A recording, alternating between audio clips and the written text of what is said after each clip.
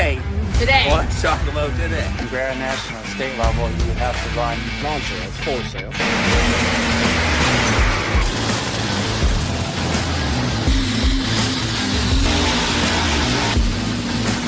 Is 9,000.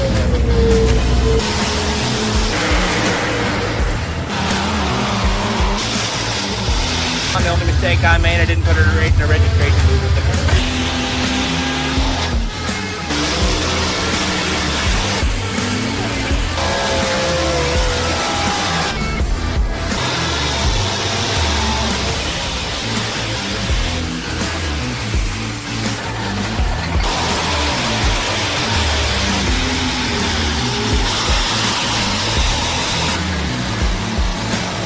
Just this ever-evolving story.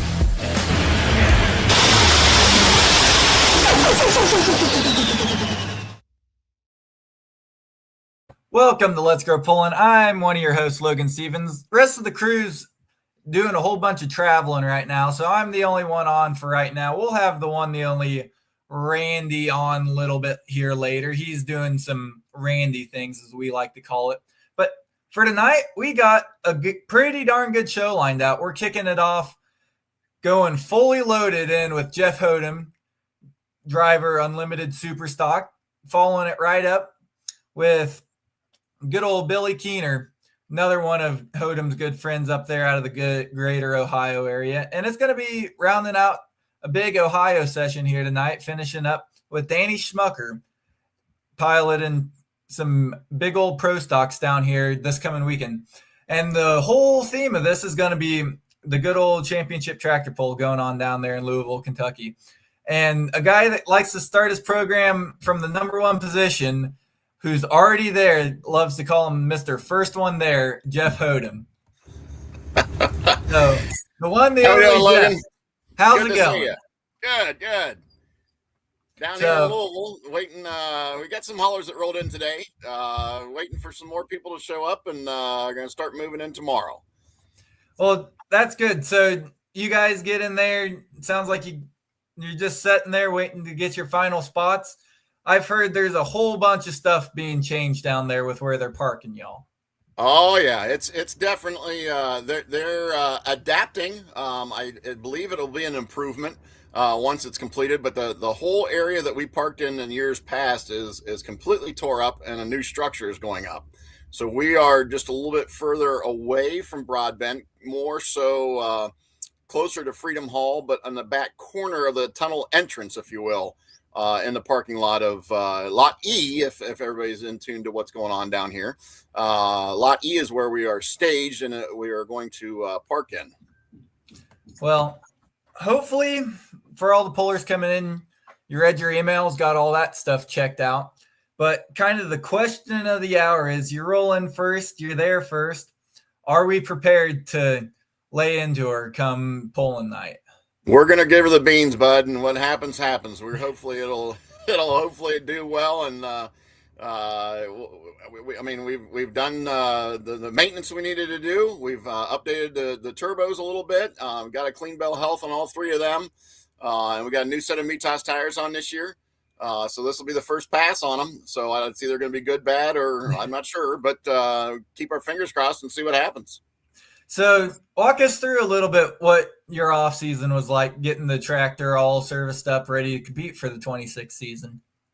Yeah, so we knew we had some turbo problems at the end of last season. We started blowing a bunch of oil all over the interior portion of the lower compartment of the belly pan of the front of the tractor. So I knew something was wrong with the bottom charger. Took it apart. Sure enough, there was oil in the exhaust side. So we sent all of the turbos out to Hart's Diesel.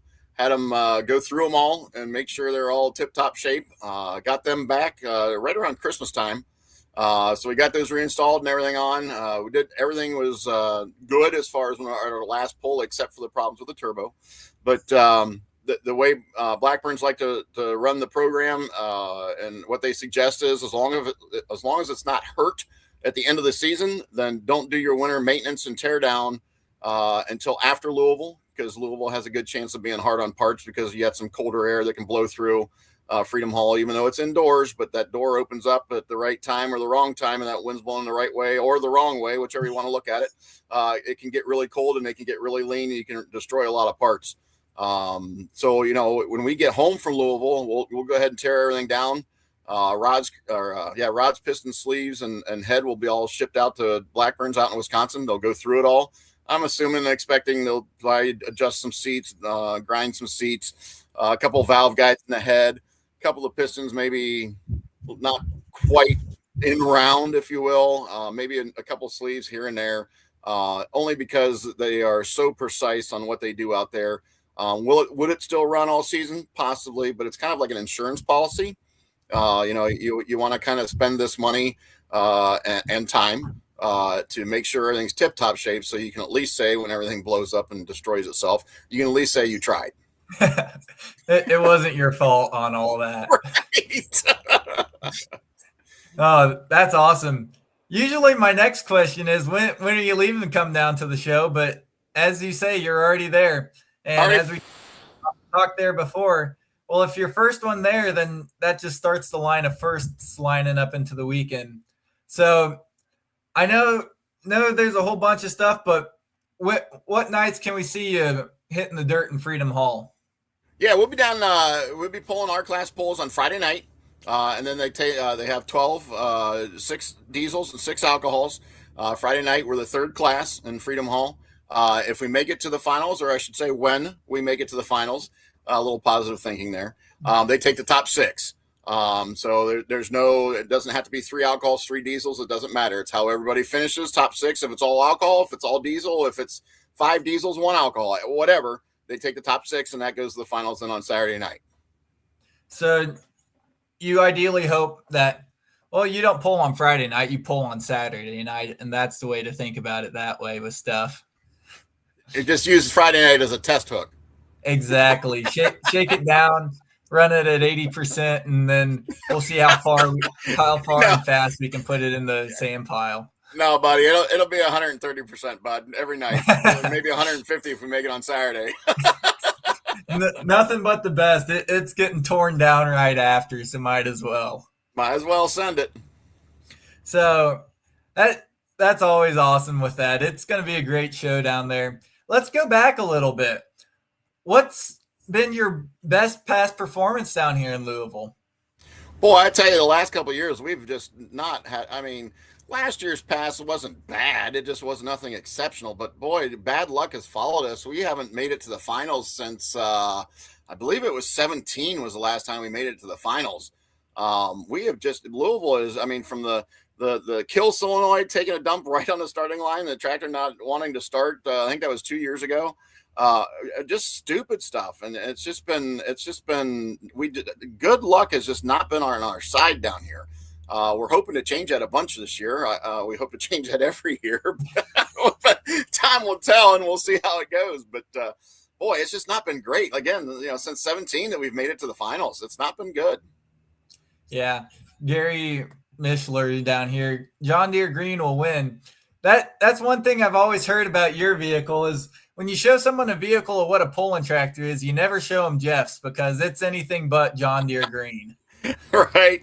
Yeah, it's all about the sponsorships, and we're very grateful to have our sponsors. We've had Carlisle Tools, Napa on board in the past, the Blaster products, and then now currently Breck Bueller and B-Tech Scales is the current color scheme and the current sponsor, primary sponsor for the tractor. And we're just so grateful to all of our sponsors in the past and present.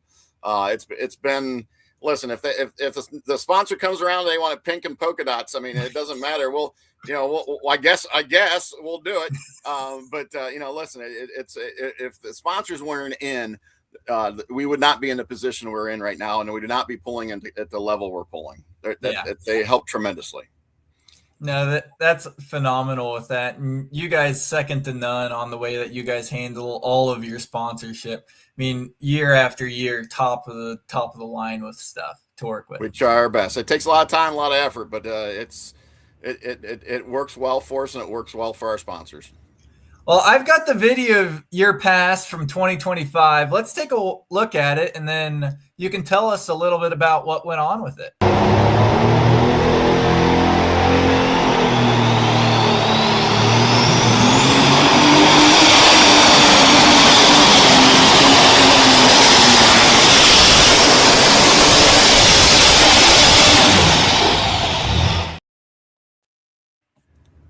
Yeah.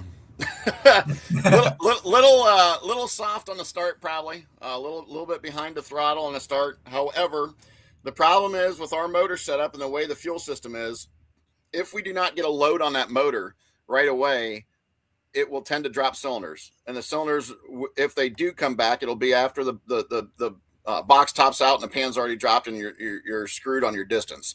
So that was the concern there. If you saw towards the front right portion of the steer tire in that front area, you saw a bunch of oil puking out. There was nothing wrong. We just updated our puke tank location, moved it off the belly, actually back by the clutch can. We moved it from there and put it inside the engine compartment, try to get some more weight towards the forward part of the tractor. That can was a guesstimate on size, and it was just too small, and it filled up and it just blew oil out. Well, that doesn't sound so bad other than just making a hell of a mess out of everything. I believe what it did, it actually it hurt the traction of the right rear tire, and I think it gummed up the bottom of the sled, and that certainly didn't help our distance at all. But as far as performance wise, motor wise, everything, the computer looked great. It ran good. Just a little bit of driver error, and then that puke tank issue that certainly didn't help us. Yeah. So being a puller myself and all that, going into Louisville, what do you look for as a puller, being that it's indoor, you're not going from sun up to sundown on the track? Does it change a lot? Does it not change very much? How do all these factors differ from pulling outdoors in the summer? Well, the biggest thing you have to remember is track length. And that sled comes on you quicker than absolutely quick. I mean, we're used to pulling on 300, 330, 340 tracks, and now we're at 240, maybe 247, depending if it's a two-wheel drive truck or a tractor. Maybe less than that if it's a little mod a little bit longer. You're knocking off 100 foot of what we're used to doing. That's a huge thing. And I was alluding to earlier with the I just lost my train of thought.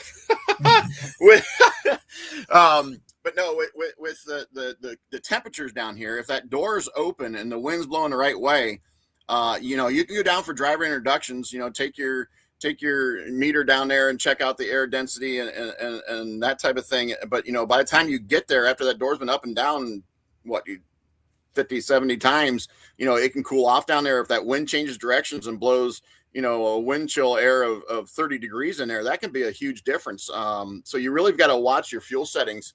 Cause like I said before, you'll melt stuff down. Wow. Yeah. That's something we've always heard on our own stuff from the truck show, to where we're used to pulling at 800 to 1200 foot above sea level. And you get down there and you're at some nights almost nothing. Right. It's it doesn't sound like much, but it's a big jump for some of these motors. Well, and your guys' motors are actually more finely tuned and more sensitive than ours, but you guys are on that higher spectrum of having to change your stuff all the time, more so than what we are. But we're not too far behind you, and it's tricky. You got to watch. It definitely seems like there's a lot more things that goes on with tuning an unlimited super than what goes on tuning a standard blower motor with that. So how many times have you been to the big dance or the farm show in general? This will be our 11th time. I would say consecutive, but then you got the COVID year where it didn't happen, where we were down here in 2020, but then in 21 we didn't have it. But then in 22 we were waiting on the new motor, so we weren't here in 22. But this will be our 11th year, and we've been here since 14. Wow. So that definitely sounds like a blast. What has been your best year down there? I haven't done my research. Have you walked away with the big number one on Saturday night, or are we still looking for the elusive first win? We are looking for the elusive first win, and to be honest with you, we're looking just to get into the finals this year. That would be an accomplishment from the past couple of years. We started out when we first came down here in 14, with the 504 cubic inch motor, and that actually seemed to do very well for us. It seemed to do. I'm not sure because it had a short track and the 504 cubic inch motor, we winded up and could turn that RPM a little higher and had the right gear. But then we came out with the larger motor and did well. But then again, after 17, we didn't make it to the finals. Just from either stupid things happening or just not performing well, driver error, whatever the case may be. No, we've never been in the top three. If we could get in the top three, if we get to the finals, I'll be happier and happy. If we get in the top three, that would be, oh my gosh, awesome. And my God, if we won it, I don't know. I'd probably fall down and pass out. I don't know. That's hilarious. Chris wants to know, loves the shirt. Is it new for this year? Where can you find your stuff? Yep. We just got that. So I'm sporting the shirt, and I can show you the backside too. But we've got them on our website, fullyloadedpulling.com, and go to the merchandise tab. We've got all sizes, anywhere from youth mediums all the way up to 5X. They start at $15. We got the hats, the fully loaded hats, in the burgundy and gray, and then also the black and gray, or dark royal blue and gray. So yeah, they're on there. The hats are $30. So it's we got the new shirts from Arizona Sports Shirts. They came in here about a week and a half ago. And yeah, they are available. Yeah, that's super cool seeing all that. What's some of your best memories from down at the farm show? I know there's probably a lot, so we got plenty of time. Oh, I tell you, we've been down here, like I said, since 14, and we've done interviews with Miles down here. It's been great. We've done interviews with the guys in the booth. We signed autographs. Usually get invited to sign autographs. Now, they didn't do it last year. I don't know if they're doing it this year or not, but they would set it up an autograph table inside the main entrance, right into the main entrance off of Gate 1 into Freedom Hall. And we would sit there, and that was just a great time just to hang out with the fellow pullers, and also to meet all the fans that would come in, and the little kids that would come up. Hey, can I have your autograph? And you're like, sure. We just go down the line, and you just keep filling out cards, signing cards. And they really enjoyed that. That's some of the good memories down here. And being in the pits with the other fans, and your fellow pullers, and just sharing experiences and telling lies and telling tales. That's a good time too. Unfortunately, we only get a day. Well, I guess it is 2 full days, but by the time you get situated, so you almost kind of burned up a half a day on Thursday, because we're allowed to go in on Thursday, and then we pull on Friday. But we'll be in Broadbent Arena. It's free for those that have never come down to the farm show. You pay to get in for parking. I think it's $15, which is a little steep, but pack your minivans full and pack your pickup truck beds full of people and come on in. It's $15. The show's free. Broadbent's free. Now, Freedom Hall, you have to buy tickets for to get in to watch the pull. But at Broadbent Arena, all of the pullers will be in there, depending on what days they pull. All of them will be in there, and we'll be more than happy to talk to you. Hand out hero cards, and we'll autograph them. It's just the memories down here have been great. I can't tell you a bad experience down here. It's a lot of work to get here, but then once you're here, it's like, oh wow, we made it. Okay, we got stuff under control now. That's awesome with that. Mike Steffen wants to know, you may not want to answer this, but what kind of horsepower are you putting out for your class these days? We are what's the number you tell everyone, and what's the number you're actually making? Well, we tell everybody it's 15,000 horsepower, but we're only at, no, I'm just kidding. No, when we picked it up from the dyno, and it was set conservatively on a and I'll be truthful with this part. It was set conservatively, and obviously we've turned it up from there. But we're at the 4,800 horsepower mark and 4,600 on the torque. That we obviously have, and again, I say that it was set conservatively on the wastegates. We have obviously turned it up from there. And I have not had a reason, which is a good thing. I have not had a reason to go back to the dyno yet, because I've not had significant enough problems or issues or a concern to go back. But I cannot, I would be hard pressed to believe it would not be at the 5,000 or just a tick over the 5,000 mark at this point on the horsepower. Wow. That's huge numbers pulling out of 6 cylinders. I mean, that's mind boggling, pushing almost 800, 900 horsepower per cylinder. Right. What's the cubic inch rule? Tell us some of the blanket rules for the unlimited supers. Yeah, so we have a maximum of 650 cubic inch, a maximum of 4 turbochargers, and 30.5 tire size is the main, and 8,000 pounds for the unlimited supers. Those are the main, without getting too dicey and too particular, those are the main qualifications or rules for that class. So 650 is the max. We're at 644 cubic inches right now. 3 turbochargers and a 2-stage setup. So basically the top 2 chargers on the intake side feed the bottom charger, and then that feeds the motor. There is no restrictions. You can run a 4 charger 4-stage. I wouldn't recommend it, but you can do a 3 charger 3-stage. But the maximum number of turbos you can have is 4. And there is no restrictions on size. Like on some other classes, 3 inches in and 3 inches out, there is no restrictions on us on turbo size. But yeah, that's the main nuts and bolts to our class. So what's this?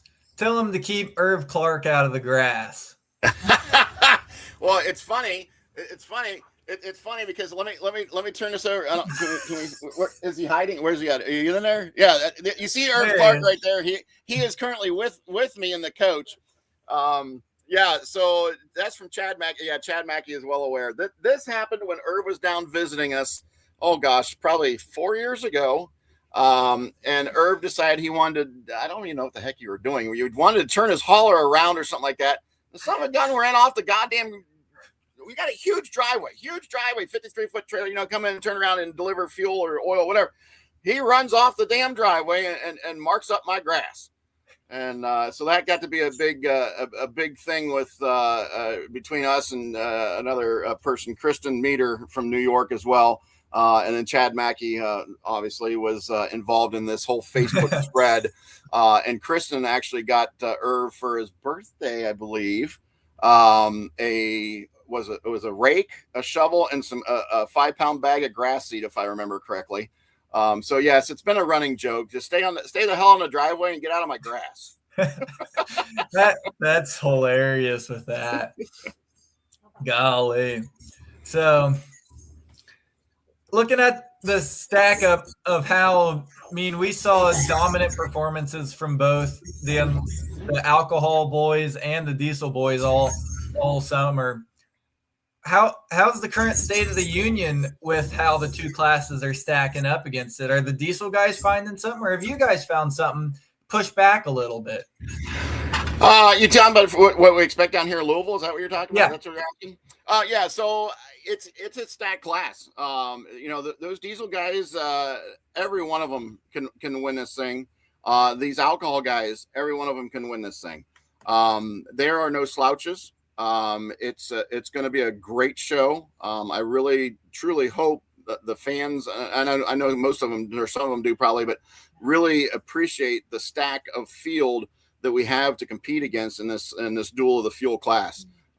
It's going to be something. I'm anxious to see it. Not just because I'm a part of it, but it's going to be interesting to see. It's going to be a good deal. They did a great job selecting who they selected.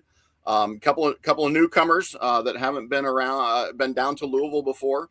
One of them you'll have up next, Billy Keener, little Billy Keener from Ashland, Ohio. And I just, I think it's going to be, very interesting.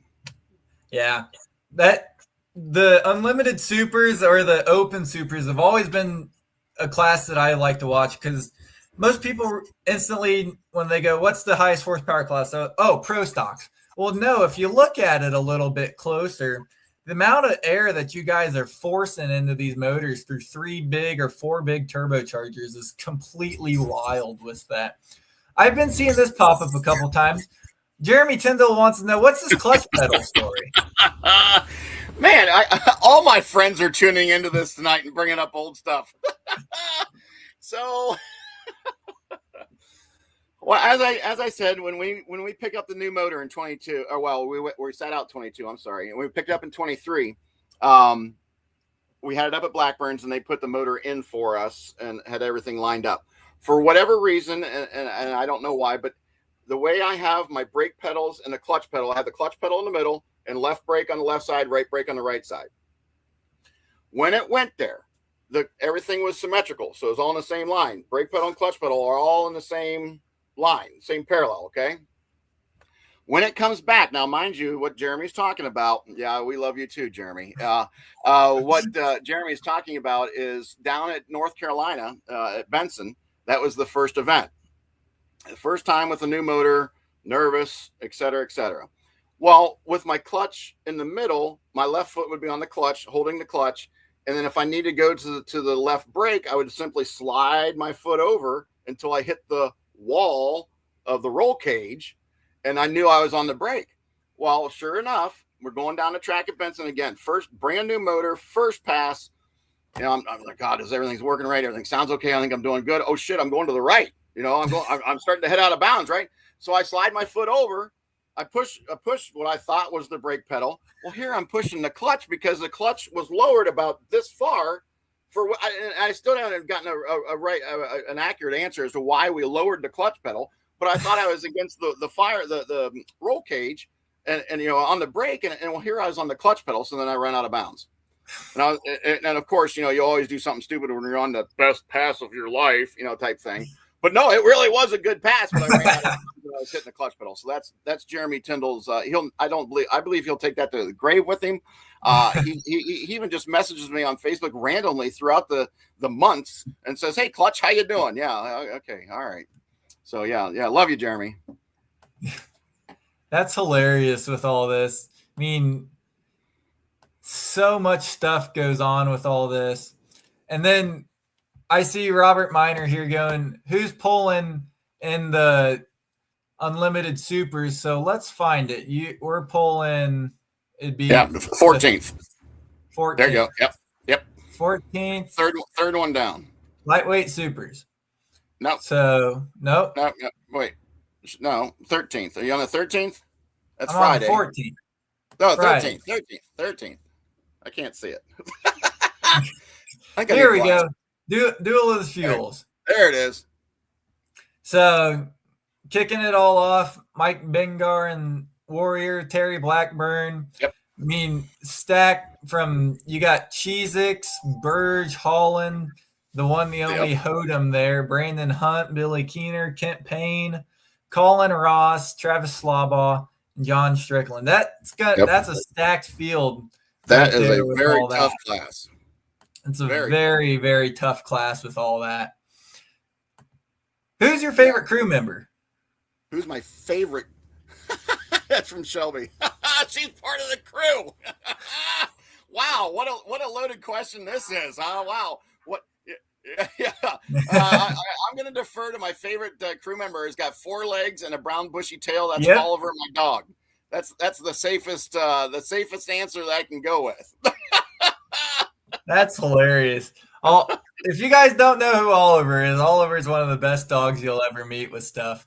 Oh yeah. So, the question is, if I could get you into it, would you be up for swapping drivers this summer? Well, absolutely. Absolutely. If we could stuff you in a mini rod, you'd Are you swap. saying I'm fat? You saying No, I'm fat? I'm not saying you're fat. I'm saying we could do it. Okay. I'm not saying you're fat. Might need a little bit of lard to do it, but we'll Well, I will tell you this: I've lost 38 pounds so far. So you know, we're I started a Thanksgiving the night before the Thanksgiving Eve this year, or of 25, 38 pounds so far and counting. So I might be a very able or more able to get in. More importantly, maybe get out. Husky Albert. Yeah, Husky. Yeah, he said it, not me. You're right. No, I see it down there.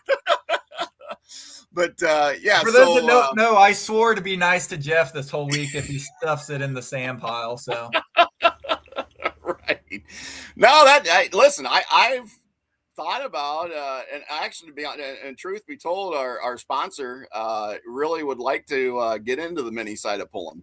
Well, but I don't know when or if that's going to happen. He's got a son that's Max is 7, I believe, or I believe he's 8 now. So he's got some time yet, but I can see that he would buy a Mini and you know a guy, Jeff, and if you need to try some out, I'll pick out whichever day our schedules overlap with stuff, and heck, we'll be out your way some. So just bring your suit, your good old suit and tie, and we'll get you in it.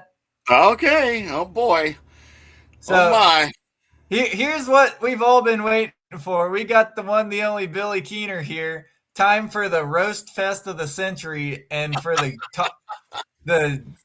talking to become. There he is. Okay, hey, boys, there's little Billy Keener. How you doing, buddy? Hey, how's it going, guys? Good. How are you doing, brother? Good, man. Good to see you. So Billy, you as well. I'm in the break room. Yeah, the office. Yeah. We got a little too much noise in the polling shop to conduct an interview. My wife she makes a lot of racket over there. Oh wow. Okay. I'm not sure where to go with that. Too. Yeah. Well, yeah. Internet's a little with slow you, Jeff, anywhere is possible. So when you coming down? The plan is Wednesday.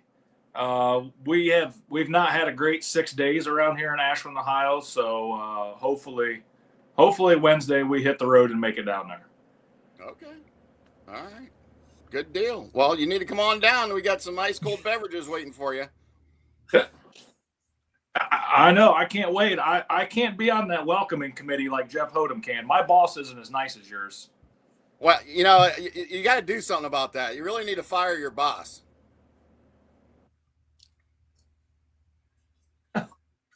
Yeah. If it was that easy, that'd be pretty cool, huh? But I don't think that's quite the possibility. He still writes a lot of big checks. Oh, dang it, buddy.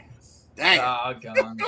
No, it'd be good to have funny. you down here. Logan, go ahead. I'm stealing your show, Logan. Do your thing. Ask questions, whatever you got to do. I'm stealing your show. Well, we spent some good time there. You heard some good stuff from the one, the only Jeff Hothem, but no, you got some more festivities planned out tonight, so I'll leave you to your duties there. Okay, and buddy. Let me know if I need to pick you up downtown first thing tomorrow morning whenever I roll in. Well, listen, if you have to pick me up downtown first thing in the morning tomorrow when you roll in, you better bring some bail money with you, okay? Yeah, bail money and a big old wheelbarrow. Wow, Yeah. Another fat joke. Wow. Get the one with two wheels on the front. Oh, really? Really? 2 wheels? Oh my. Hey, I've rolled you in a bunk before. I know what it's like. You're not lying. That is true. That is true. And I do believe I fell all the way down your ladder from the top of your hauler bunk too. That may or may not have happened. Right. Yeah. Logan, aren't you glad you got this going on? Oh, dude. This is hilarious. Viewership numbers are through the roof, and I'm having time of my life here with this. We could go on stories for days about this cat right here. Oh yeah. Oh gosh. Billy and I, the whole Keener family and our family. Shit, Billy. When did we start? We started. I know we started pulling 01, but when we started hanging out with you guys, it's probably like what 04. It was right around that time, right before you transitioned into the alcohol class. You still had your diesel. Yeah. So you still had that old Kenworth and your last year of the diesel. Okay, so that'd be 09 then. Yeah, so that's okay. So it'd been a little before that. A little before that. Okay, all right. Yeah. Yep. Yeah. Oh my. Yeah, and then we've got some stories, buddy. Spent a lot of time chasing each other's taillights down the road. Right. Gosh. Yes. I'll have to bring a camera and we'll call it After Hours at Louisville. This is going to be funny. Oh wow. You never know what you're going to get. So, if you're at Louisville, just know there's going to be a dance party at Jeff's trailer after the poll, and we're going to kick him off and tell him good night because he's got other stuff to do. Yep. So, I appreciate the time, Jeff. Real quick, who do you need to tell thank you? And Just thank our sponsors, Breck Wheeler and B-Tech Scales, Tonka Services, and Mr. Trailer out of New Philadelphia. Just thank you to all those guys, and thanks to all of our fans for the support. Check out our merchandise on the fullyloadedpulling.com website. Click the merchandise tab. We got shirts on there. We got hats. Some other cool stuff will be coming out shortly. So we look forward to seeing you guys, and make sure you stop by and see us in Broadbent Arena. We'll be there Thursday and Friday down here at the National Farm Machinery Show in Louisville, Kentucky. It's guaranteed to be a good class. We talked about earlier, the Duel of Fuel class is one you do not want to miss. If you can't see the live event in person, make sure you stream it on their streaming channel through the National Farm Machinery Show, and it's going to be a good time. And don't hook that diesel to a backhoe. Good golly. Yeah, that was something. Yeah, that was not a great idea. There's good ideas and great ideas. That was not a great idea. Oh, I've seen it done. Many Thank times. you for your time, Jeff. Right. All right, see you guys. Have a good evening. See you, Jeff. You too. And there you go, folks. Jeff Hothem. So, switching gears a little bit, but not really. We got Mr. Billy Keener here with us. Bill, whatever it is. I don't know if I can follow yourself. up Jeff Hothem. Oh. That man can talk. Thanks, talk, Logan. I don't know if I can. Yeah, and he's a legend out there on the pulling circuit. That is for sure. Whether it's the first one there or the party at his trailer, he is definitely a legend. Yeah. No, that's awesome. Just seeing the way the history runs deep with his family and then even with yours. So, who is Billy Keener? What do you do from day to day? What do you run? How long have you been at this? So I am third generation poller in my family. Started with my grandfather, Dwayne, and then my father, Frank, obviously. I've just grown up around pulling my whole life. My dad started pulling in 1990, coincidentally the same year I was born. So he's pretty much had a pulling vehicle every year in between. So once again, my summers were filled with tractor pulling. And as a kid, that's all I wanted to do. It's all I wanted to be. I even dressed up as a tractor puller for Halloween one year. Probably looked a little silly wearing, as a little, 10-year-old kid wearing a fire suit made for a grown adult. But we made the best of it, and it's just been a passion of mine forever. So we're farmers here in Ashland, Ohio. We run a grain farm and a chicken farm operation. And I drive the Bambi John Deere tractor. We've had different ones over the years. My dad's been through multiple tractors. He doesn't keep them very long, it seems like. He kind of shuffles through them, it seems. And he just continues to shuffle into classes here lately as he's ventured into the world of Hemi engines now. Wow. So you mentioned there earlier you got some big activities going on in the pulling shop. Are you prepared? What are you working on right now, and how's the off season been? Well, we've probably taken a little different approach than most of the competitors going down to the farm show this week. As I mentioned, we have a chicken house, and 6 days ago, the snow load on the roof collapsed about 25% of that roof of that barn. So we've been in emergency mode around here. A lot of hands on deck getting that taken care of. So it's kind of taken some time out of the pulling shop. My brother stepped up big, getting parts cleaned, and so that way it makes the assembly process a lot easier. But we did officially fire the tractor last night for the first time. It checked out. It seems to be ready to go. So hopefully the best happens, and we're just going to go down there and try to make the best pass we can. Yeah, that's awesome. So how long have you guys been at pulling? I can't even tell you the first year my grandpa began pulling, but he actually competed in the very first National Tractor Pulling Championships in Bowling Green, Ohio. So he goes back that far. Now, he did take some time off throughout those years. He hasn't pulled every year since then. I've been pulling since 2006 when I could first start driving. And like I said, my dad started in 1990, so he's pushing almost 40 years now. And I've got 20. This will be my 20th season now as well. Wow. That's definitely a legacy for sure. Being third generation pulling. I mean, that's awesome. So It sounds like you got everything pointed in the right direction. You mentioned there you're trying to leave on Wednesday, make it down. So you got a little bit left ahead of you with all that. So running oh, you disappeared there. Oh, yeah. Look, went away.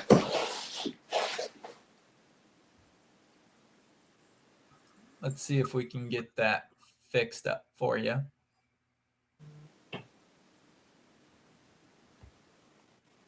Did it come back yet? Not yet.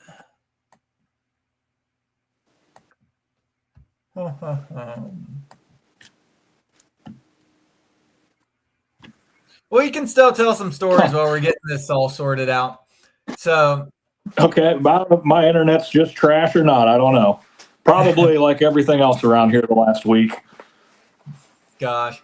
Well, at least we can still hear you, and that's kind of all that matters with that. So, what has been your history with the Farm and Machinery Show? How many times have you been? What are some other stuff? So myself personally, this is only going to be the second time that I've competed at the farm show.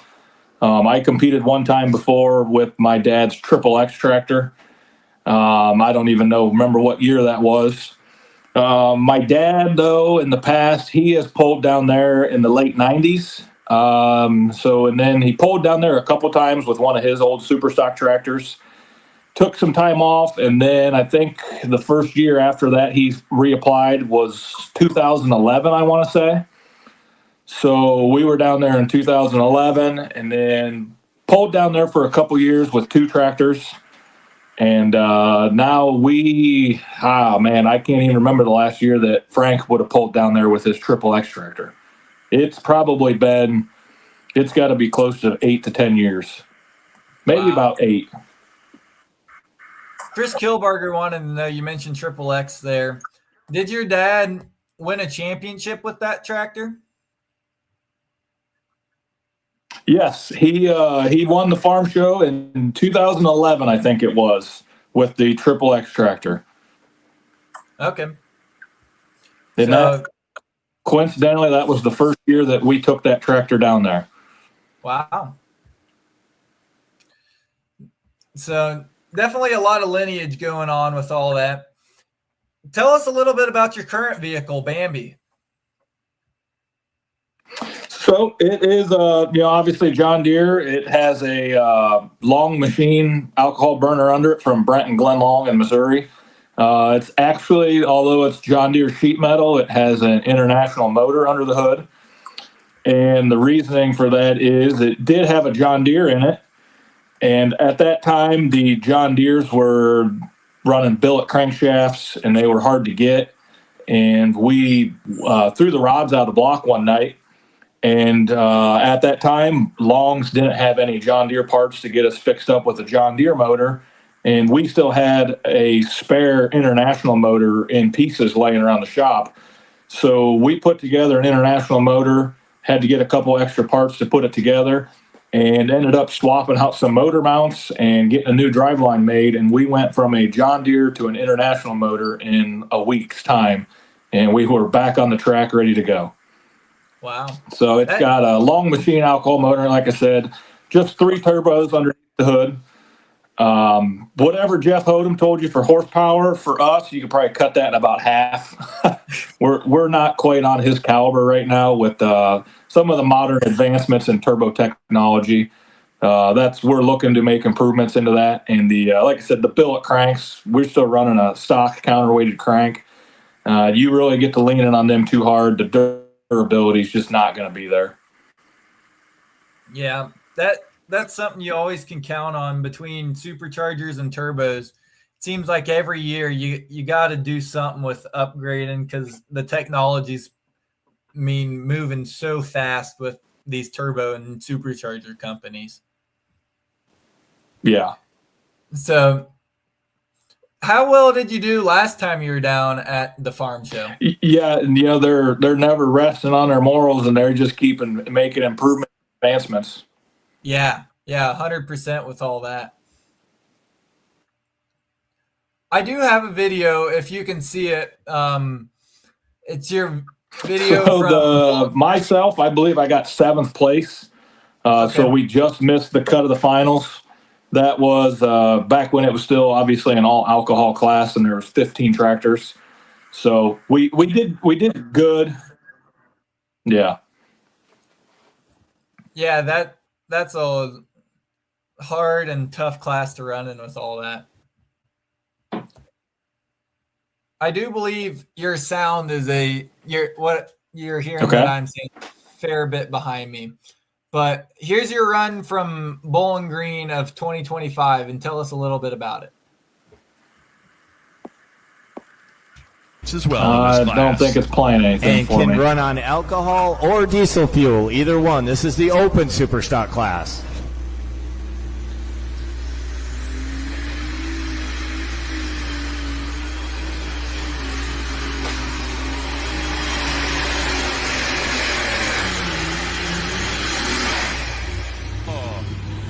All right, good run for the Bambi. So many years we've seen Frank Keener behind the wheel of the tractor, and he'll get it.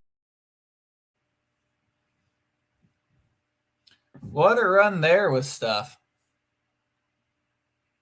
Uh-oh. He'll rejoin us here later.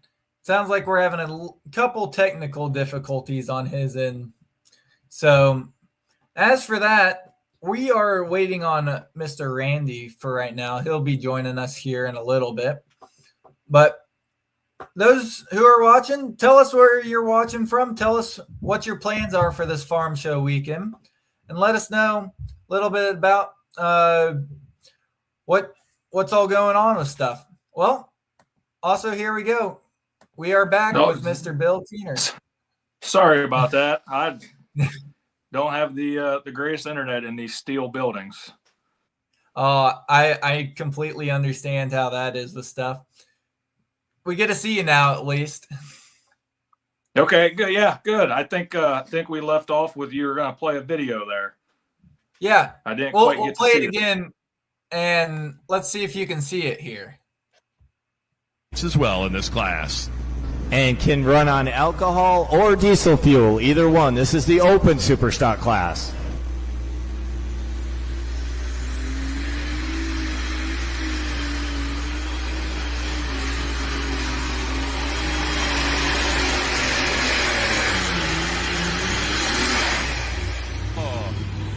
All right, good run for the Bambi. So many years we've seen Frank Keener behind the wheel of the tractor, and he'll get it. There you go. It didn't want to play very good there. Well, you only parked a handful of foot. I know it's a long ways in this sport, but you're almost right there to that leader pylon. So, yep. Like I said, we kind of know that we're not at the elite level that some of these other guys are at. So we try to make up for that with just doing a better job of hitting our setups and trying to do a better job of driving and getting the momentum rolling better. And, that's just something to try to overcome a little bit of power lag that we have. And obviously at the end of the day, there was a few people that blew it right on past there. But when we pull off the track, if we're happy with how we performed in our setup, then, we know that's the best we can do. I've got something interesting that I've always been curious. How'd you come to the name of Bambi on this vehicle? Yeah, so that's my grandpa come up with that name when he put one of his tractors together, a diesel tractor. It had to be early 2000s. He come up with that name, and I think he just liked it because him and my grandma have always been big Disney enthusiasts. And he kind of had a small John Deere tractor compared to what some of the other guys were. And he would go out there and compete with it and try to go head to head with them. So he kind of took a liking to the name Bambi and, kind of playing off of the small John Deere tractor in a big world. And it's just stuck with him ever since. And he's really fond of it. That's awesome. Yeah, that's super cool. Seeing all that this tractor's gone through from the beginnings of when it was built to motor swapping and to where it is today with stuff. So looking at your whole year, you got the farm show this weekend. What are you doing the rest of the season? What's your plans looking like for that?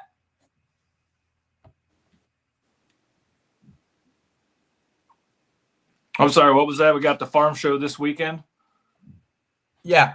You got the farm show this weekend. What are you doing the rest of the season? What's your plans for this summer? Okay, yeah.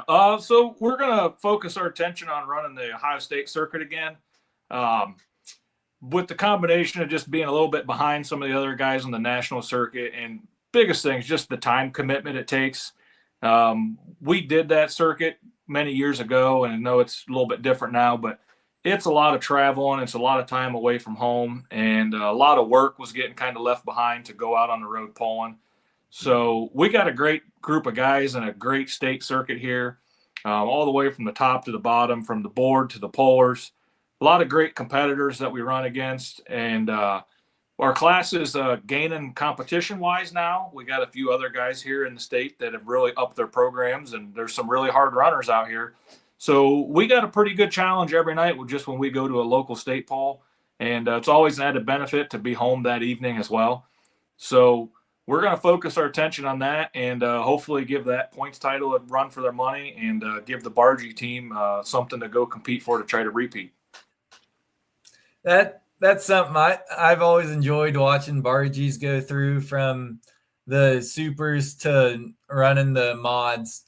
Great group to run with and all that. So yes, you got the unlimited super.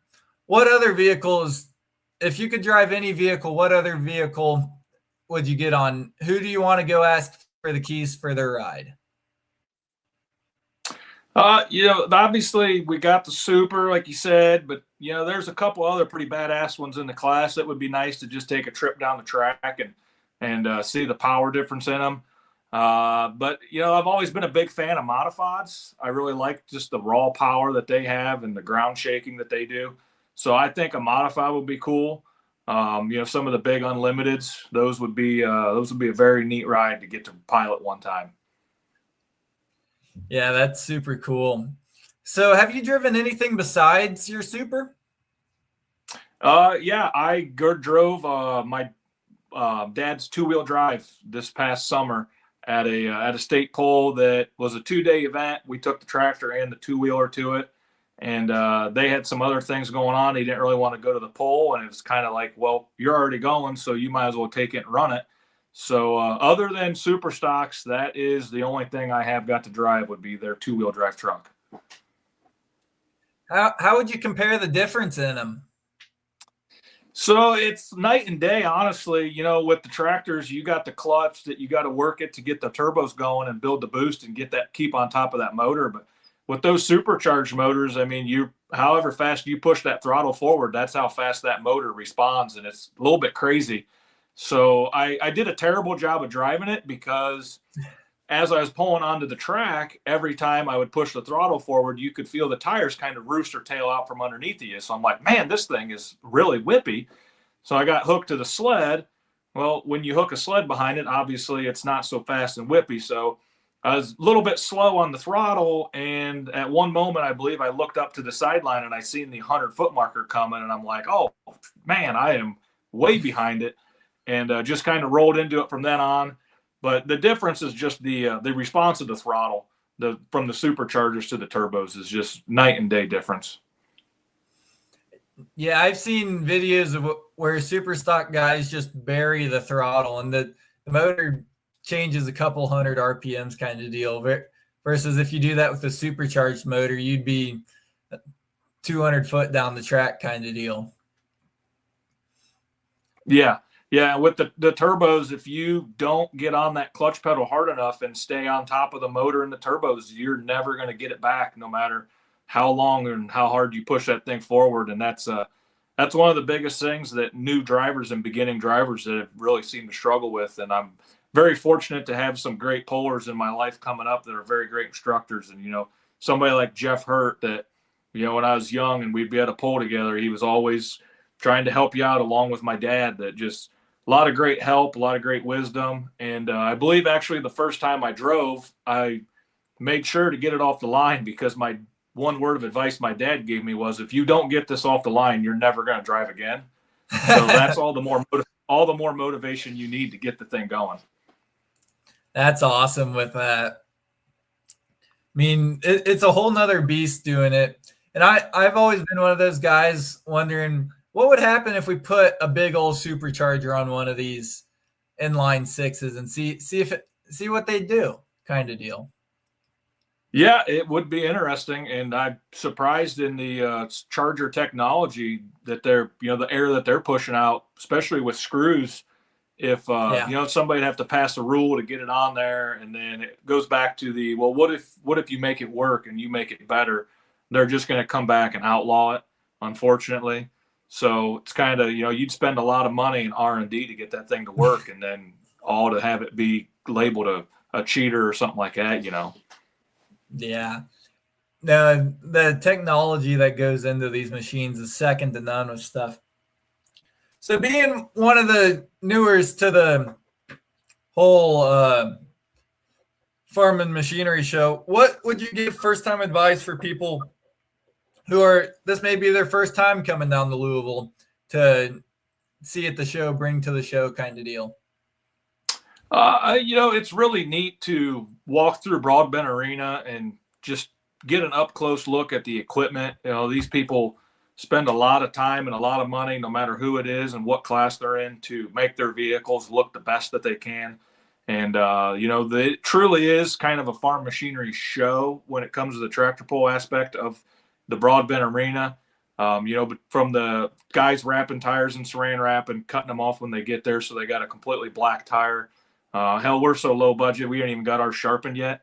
So forget saran wrap. I need a hot knife. But go through, talk to the pullers that are there. That's my advice for everybody every time they go somewhere. Go up, talk to these guys. Don't be we're just humans at the end of the day. There's no need to be intimidated just because we're in a motorsport. A lot of people love the fan interaction. This is why we do it for the most part, is for the fans. So as far as that, and then just the farm show itself is an amazing spectacle. Just the amount of stuff that they pack in there, and all the companies with the new technology and the displays, and the size of the farm machinery anymore is just unreal. So, and you can spend days and days going through that and not see it all. So just, the whole show in itself is an experience. Yeah, that's super cool. Chris Kilbarger wants to know, how many OSTPA championships has Bambi got under its belt?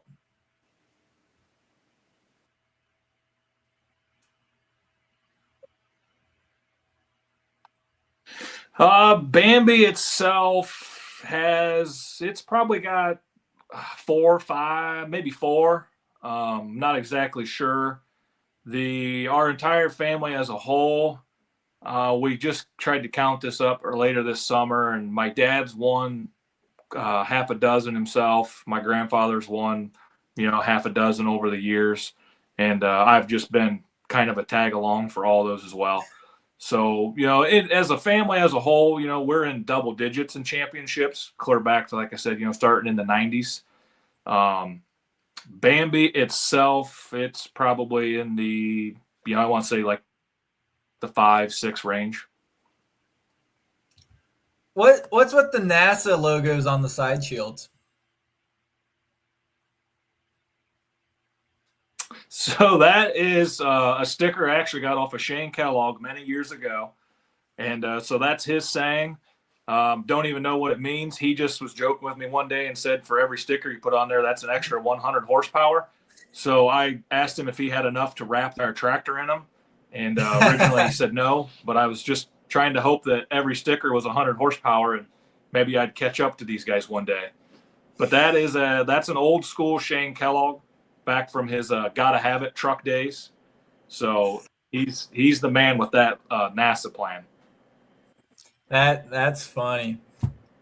So what are some of your final stories that you want to go over from all your years? And then I want to know the one question, when you look across the field of all the competitors this weekend, who do you want to beat?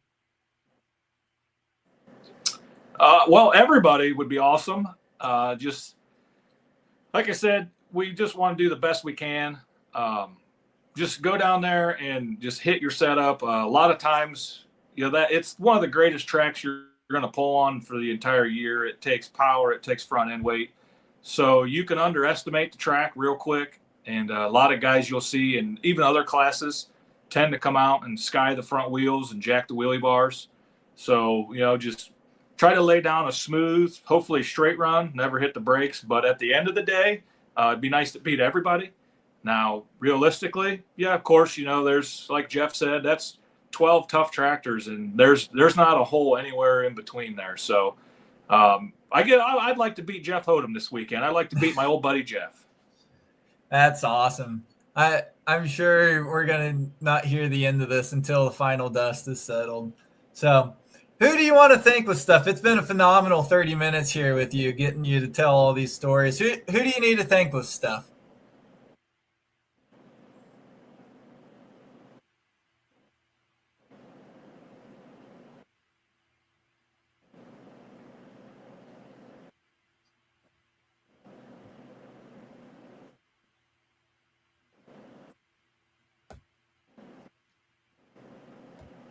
Did you catch that, Bill?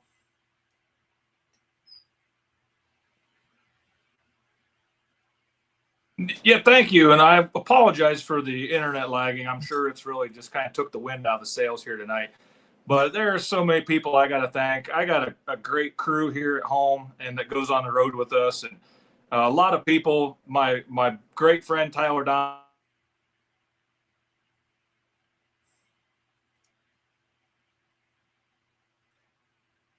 We'll be back with his list of thank yous here in a little bit.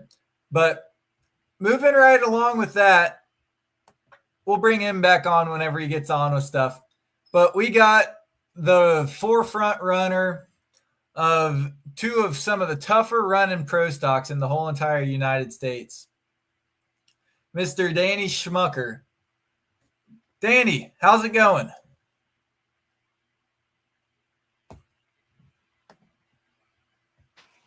Sorry, I turned my mic back on. Sorry. I'm good. How are you guys tonight? I'm doing phenomenal. It's been a great night with stuff so far. So tell us a little bit about yourself, who you are, what you do, and where you've been. My name's Danny Schmucker. I've been pulling pro stock for probably about 20 years, maybe a couple more than that. My dad started in the early 80s, pulled Rampage since 1981. My wife's name is Laura. I have two kids, Amelia 6 and Andrew 5. We live in Louisville, Ohio. It's spelled just like Louisville, but it's a lot smaller town. Our tractor I drive is a 2005 model we built back when component pro stocks were first allowed on the circuit, built by Tim Engler and Craig Wildman, and we made a lot of adjustments over the years to make it better, and thanks to everybody that's helped us do that along the way. So you still got both of your tractors, right? Yeah, my dad drives the Get Her Done John Deere 7830. We purchased that from Brian Shremick in 2012.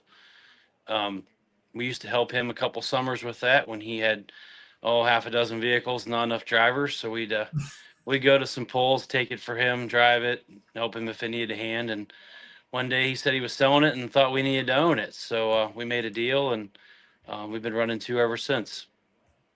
This is just a beautiful piece here.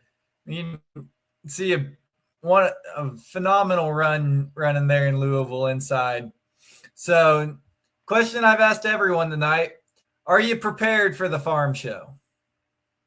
Well, I don't think you're ever ready. We've spent the last month just thrashing, fixing stuff, trying to make things a little better. We had a tough season last year. We didn't do real well, but at the end we broke a lot of stuff and we had a lot of repairs to make.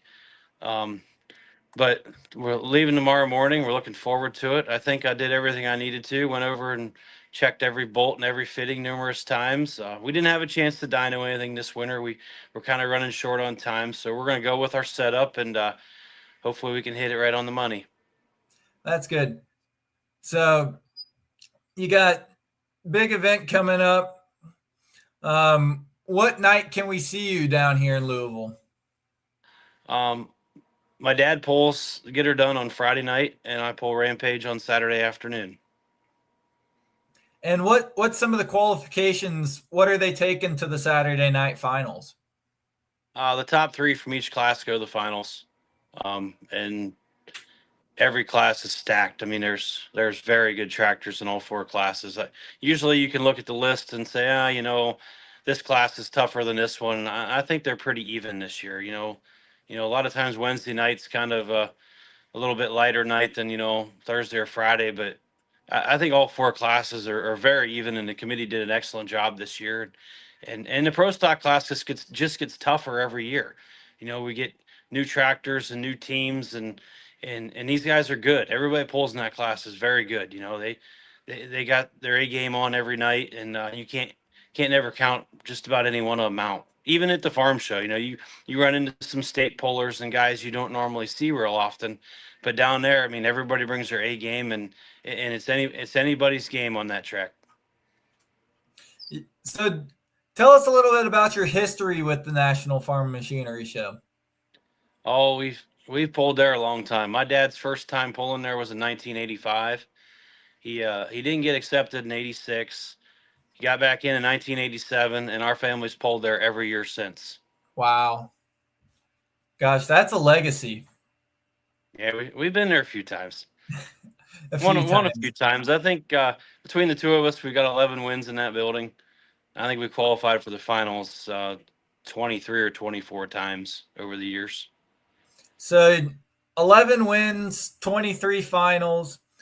What's been one of your favorite years? You could just pick out, say, we won this year, might not have won this year, but what's some of your best memories from down there, if you could pick one of them out? Man, there's a lot of them. Probably my first time I ever drove there. I was 21 years old, just hoping to get off the starting line, and I won Friday night and backed it up and won again on Saturday night. Wow. That was pretty special. Dad and I both got into finals a couple times in there. That was a lot of fun, a lot of work, but it's always quite an accomplishment if you can get 2 tractors in Saturday night.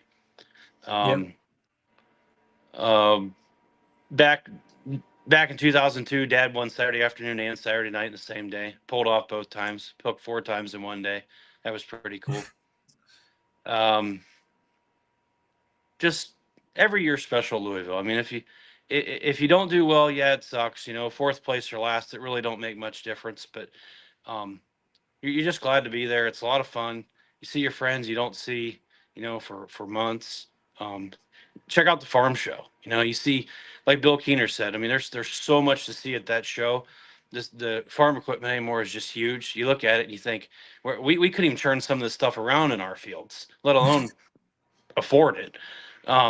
But it's so special. You see all the neat new technology. I mean, farm and agriculture's come so far in the last, even just in the last decade. We just started with auto steer on our farm tractors, probably 15 years ago. My grandpa thought it was crazy, and now autonomous tractors are right around the corner.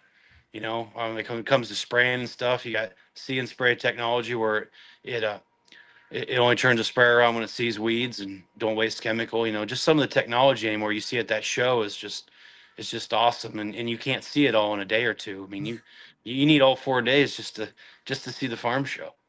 Yeah. The technologies just run rampant with some of the stuff. Back from doing Randy things, we've got Mr. Randy Fishbaugh.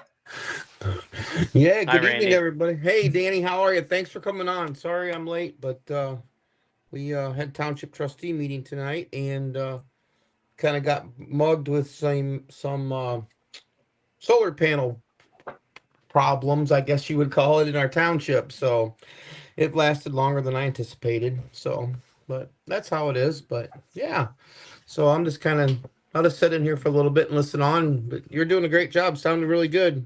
Everything you talked about is, it's a lot of truth to all that stuff. It's a lot of fun for sure. How many? You probably told this before, but how many years have you been going to the farm show, Danny? Are you there, Randy? Yeah. You got Randy? I got Randy. Yeah. I'm here. I don't know what I did wrong. Yeah, I don't know. I still got you, Randy. So, Danny, you can hear me, right? Yeah, I can hear you. I Got can't it. hear Okay. Randy. Well, Got it.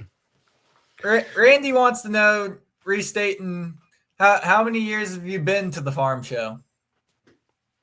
I've probably been going since about 88, 89. My parents first took me and haven't missed a year other than the COVID year.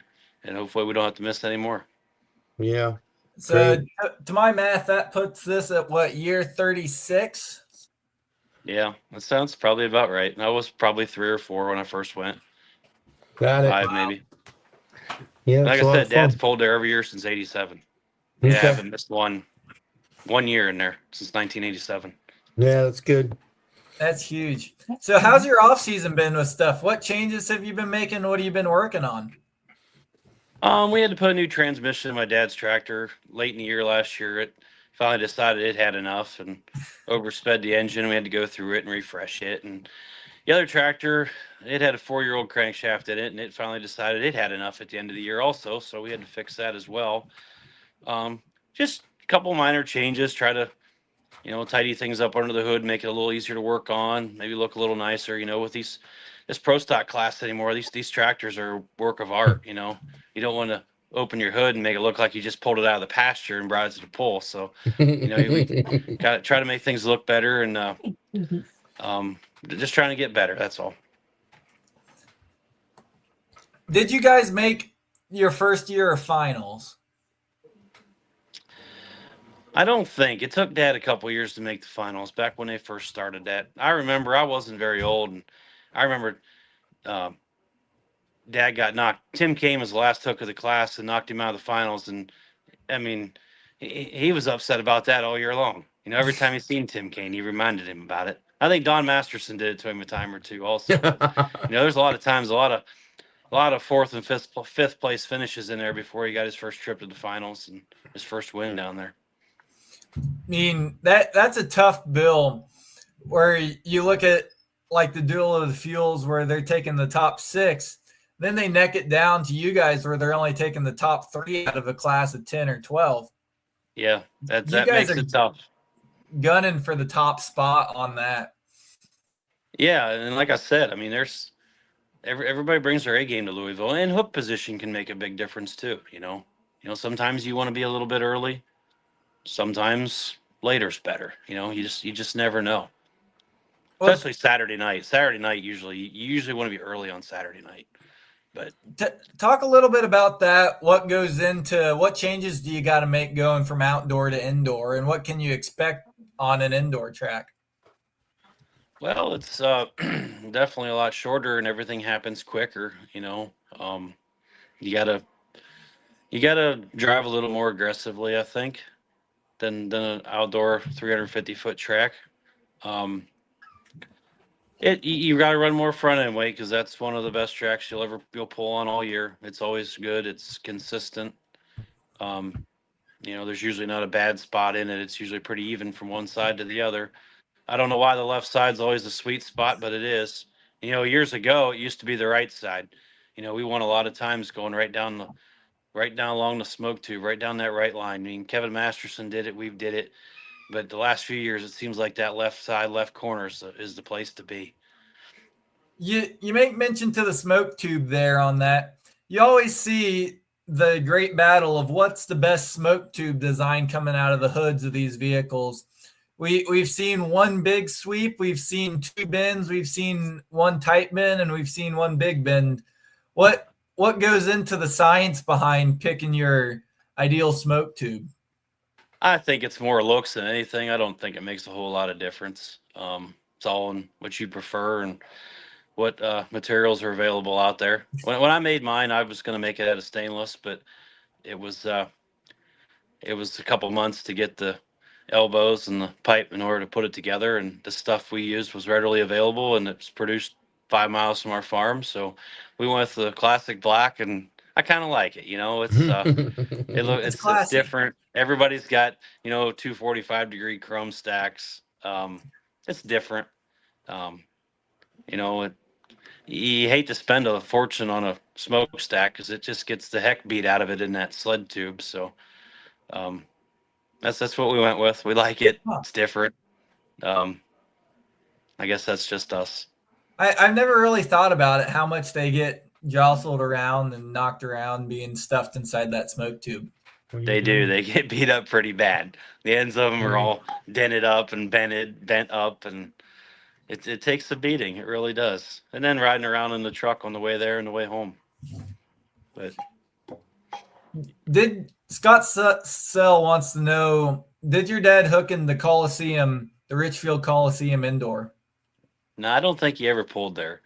Some friends of ours that he bought the first tractor from, they used to pull modifieds and two-wheel drive trucks and stuff. They pulled there numerous times, but we never got to go there. Randy, did you have anything you want to make mention on that? No, that was interesting. Nope, I'm good.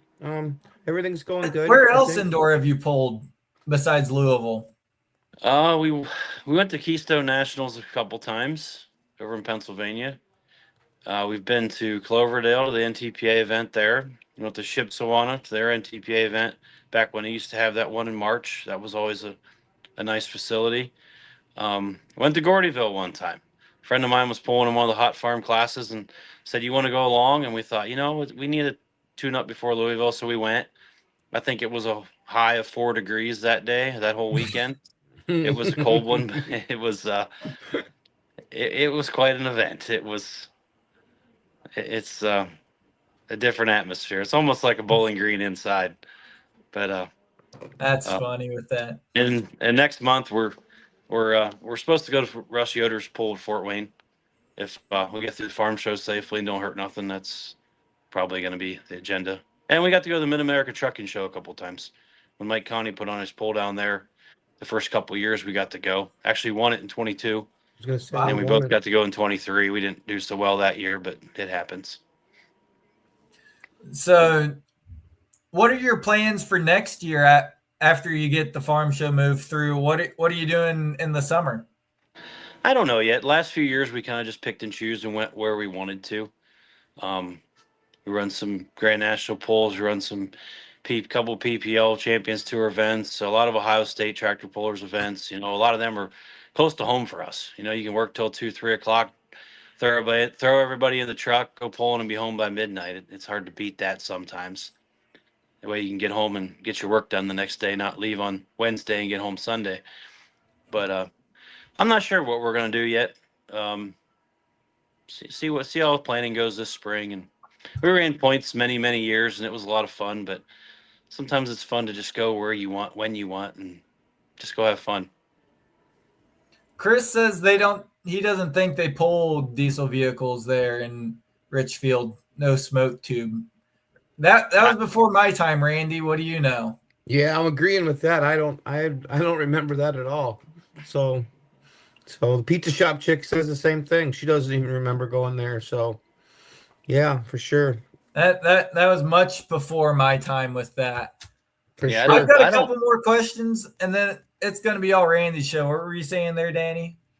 I don't remember any diesel vehicles there either. I barely remember going there once as a kid to watch Monreal's pull, but that Coliseum's probably been gone 30 years. The Cleveland Cavs have been downtown for a long time now, so that's where they played. Wow. Yeah, for sure. So what other vehicles have you been in? Have you been in an alcohol vehicle, or has it all been oil burners your whole life?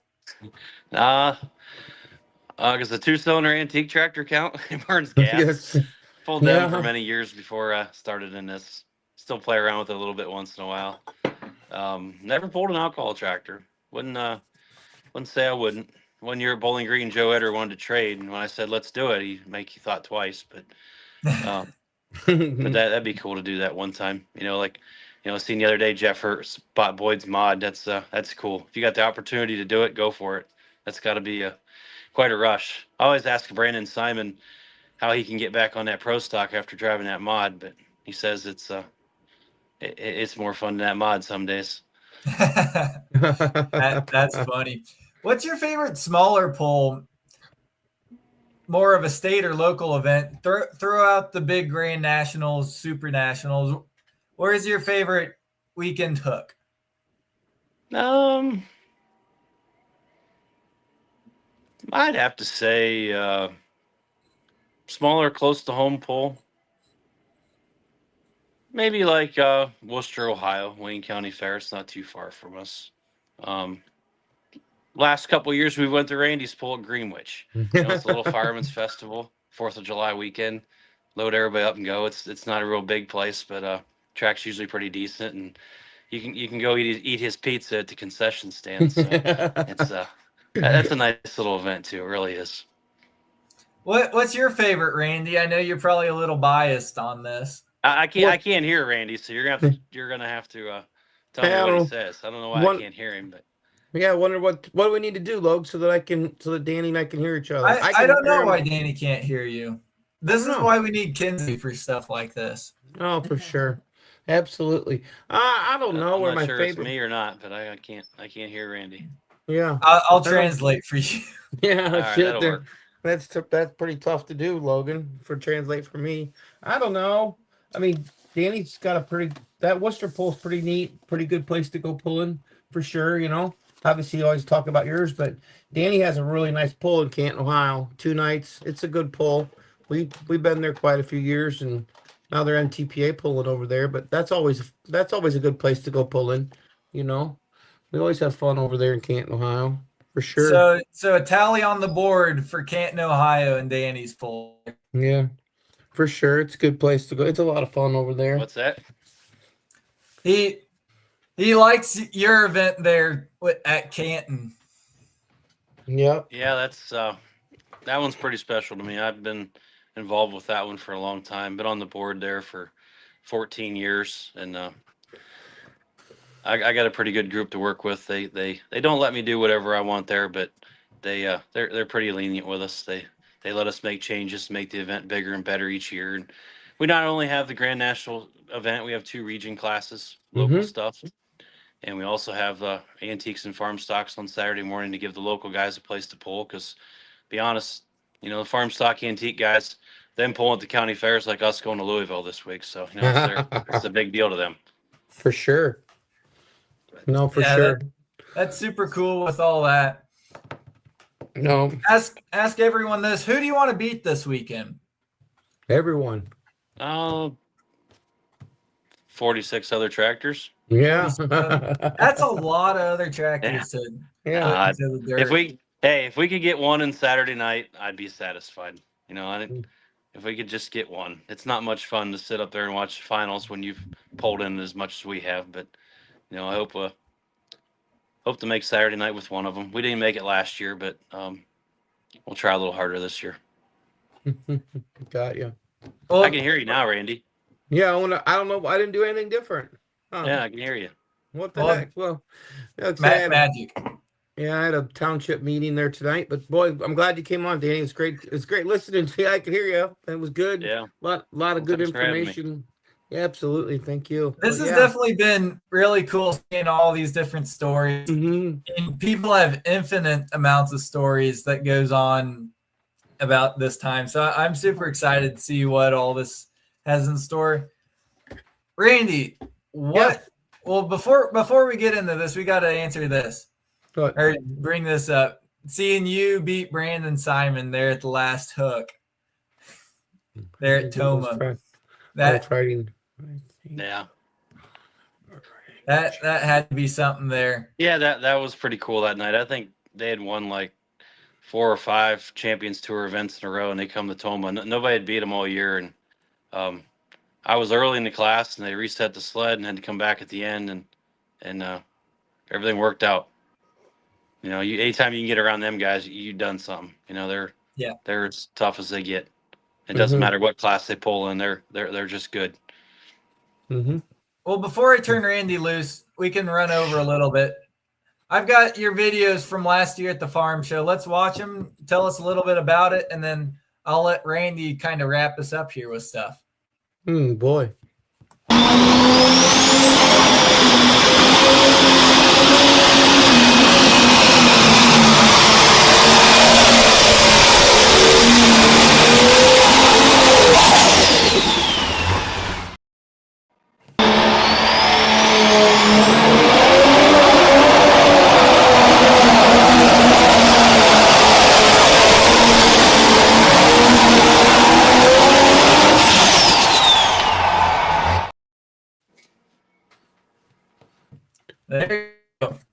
Gosh, those are some good passes with that.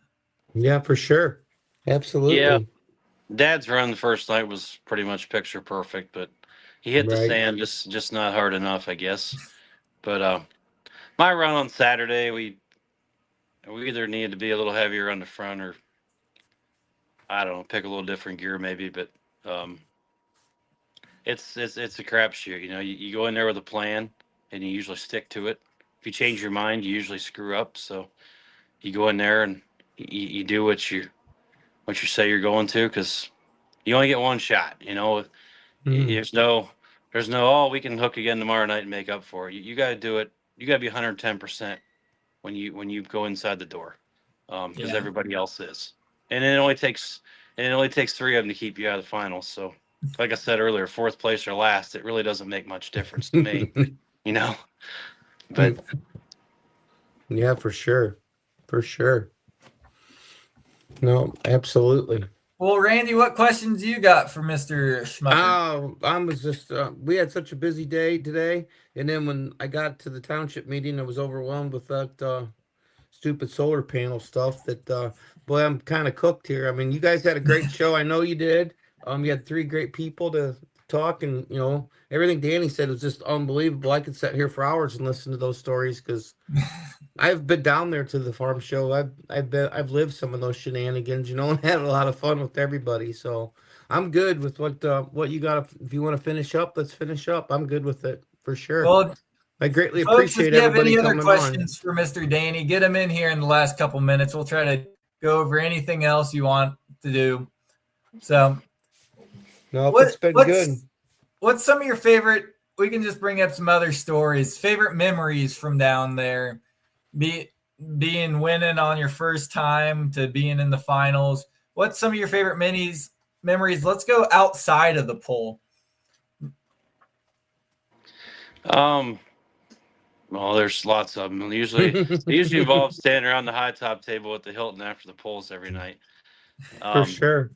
Hanging out with our friends. Like I said, you see people you don't see all, since summer. We usually go out to dinner with a lot of people down there. A lot of friends. Ed Islandfeld, we always hung out with him that week. He's in the rehab center right now from a heart transplant, and he can't go this year. We'll miss him, but just there's so many stories from there. I mean, some of them aren't exactly G-rated, but we've just seeing people, walking around the show. You see your friends, people you don't see all year long. Not necessarily just pulling friends. We see some of our neighbor farmers down there that you hardly ever see, but you run into them at Louisville, or people just walking the show. Man, I probably just hanging out in Broadbent. You can talk to anybody, see any vehicle. I mean, anybody that's never been there, you could spend days just in Broadbent Arena looking at all the chrome and shiny stuff, and everything's clean. Every vehicle in there, it's like Billy Keener said, it's a show. Everything's cleaned up and looks good, and they're tuned up to run just as good as they look too. Well, that's awesome. Tell us again which nights you pull on, and we'll get this kind of wrapped up. I know you still probably got a whole bunch of stuff to do to get ready for the farm. Yeah, I gotta make sure everything's in order around the farm here, and get up in the morning, take the kids to school, and then Dad and I are gonna head that way, and hopefully take in the farm show on Wednesday. We don't have to do anything with the tractors till Thursday, so Wednesday's usually farm show day. Go check out all the new and interesting equipment, and it's been a lot of fun, guys. Thanks for having me on. Yeah, who do you got to thank with all of this? Oh, first off, my mom and dad for the opportunity. My wife for letting me do it. Kids, they haven't seen much of me lately unless they've been in the shop. We're here every night till midnight or later, and spend way too much time doing this. I mean, we could be doing something way more constructive, but they enjoy going as much as me. Kids can't wait to come Friday. They can't wait to go to the pedal pull over at the John Deere booth. They love that, and go over to the boot stand and get a new pair of cowboy boots to wear to school the rest of the year. And hit the Earler's ice cream. That's another one of their favorites. Oh, yes. Riverside Engine, been great to us for many, many years. Weimer, fuel injection. Tim and Josh Shipley have helped us a lot. Kyle Carlin's helped us a lot. Bob Nichols Tire. You know, we worked with him for a long, long time, and he's been great to us. Simpico Oil. I know Tim Engler. I know I'm forgetting somebody, and there's been others along the way. You know, businesses that have, you know, helped us many years, but since retired or sold out or don't necessarily work on our stuff anymore because they've built other stuff. You know, Hypermax, I see it's sold. They used to do work for us years and years ago. Chad Mayhill's done tires for us. Just Bob Parks, Bill Humphrey. It's been a lot of people over the years to make this happen. Yeah, that's phenomenal. Just to see the group of guys that have all come together on this. So I can't forget all our help at home too. Scott Brandt, yeah. Alan Brailer, brother-in-law Ron, Ducky. You know, we got a lot of people to, you know, not necessarily go to the polls, but make sure everything is in order on the farm when we're gone. And you know, just because you leave to go tractor pull and the cows still got to eat, and you know, the work's got to be done. Yep. Yeah, for sure. That's very, very true with all that. Well, Danny, I appreciate your time you spent. I know you're a very busy man, so taking a little bit of time out of your schedule means a lot with all that. So as for that, Danny, thank you very much. Stick around. We'll talk to you a little bit afterwards, and we'll get good old Randy to wrap it up. But Danny, thank you for everything tonight, and we'll keep on rolling. Yep, all sounds right. good. Thank you, guys. Thank you. Yep. See you this week. Yep, thanks, Danny. There you go, Mr. Danny Schmucker. Randy, what do you got? Anything? No, just you know, you're getting sounds like you're getting on a plane in the morning to head down there, and I think we're gonna head down there first thing in the morning as well. So we can all rendezvous down there at Louisville and have a nice Tuesday afternoon and come up with a good plan for the rest of the week and look to see everybody down there. Can't wait to see a bunch of people down there. We'll have a good time for sure. A lot of shenanigans, I'm sure, will happen, and we'll. It's all we can do. So yeah, I got to get up here in what is it, 4, 8? Got to get up here in about 7 hours to catch my flight. That's a long time. Shit, you got all kinds of time. You're young. You don't even need to sleep. You'll be okay. Yeah, I'll be fine. I'll sleep on the plane. I still got to pack. Oh, that won't take you long either. It'll be okay. You should be able to get everything you need for a week in a half a backpack. You'll be fine. Oh yeah. Oh yeah. For sure. That's all I'll need with stuff. But no, everybody has lots of clothes. We will give a good old State of the Union right back here next Monday, 7 Central, 8 Eastern. Hopefully we'll have a big old report to give on the farm show. It's shaping up to be one heck of a deal. Yeah, I'll absolutely. be on. Randy will probably be on if he's not still sleeping. Yeah, still right. worn out. Right, for sure. All right, sounds great. That's funny. Well, hey, it's been a great night tonight from Hothem to Keener to Schmucker. It'll be a great weekend this weekend, and we will catch you next Monday. This is Logan. As for Randy, I think we better call it a night. Sounds good. See you guys. Thanks, everybody. Thank you all.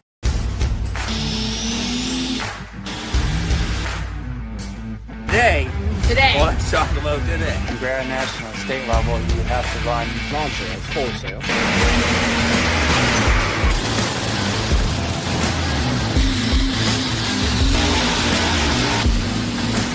Is like 9,000.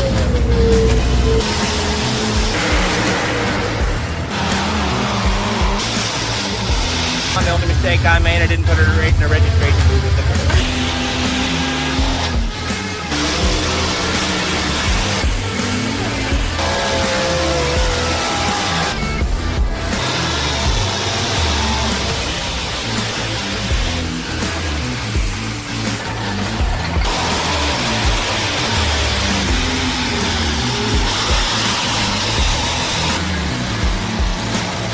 Just this ever-evolving story.